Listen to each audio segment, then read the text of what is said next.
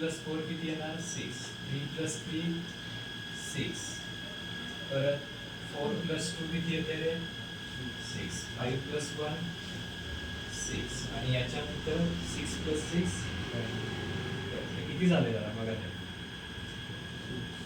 1 5 2 4 3 3 परत 4 2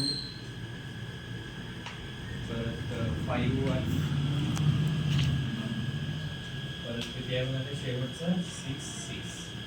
तर द्या नंबर ऑफ ए किती झाला मग 6 झाला.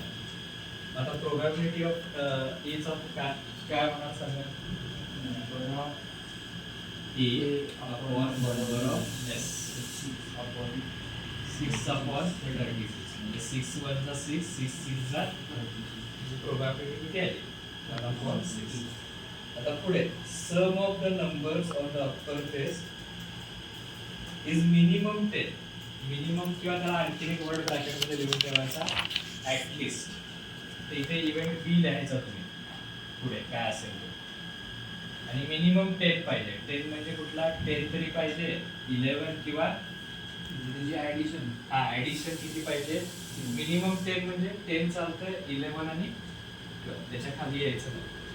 मग बी मध्ये कोण येणार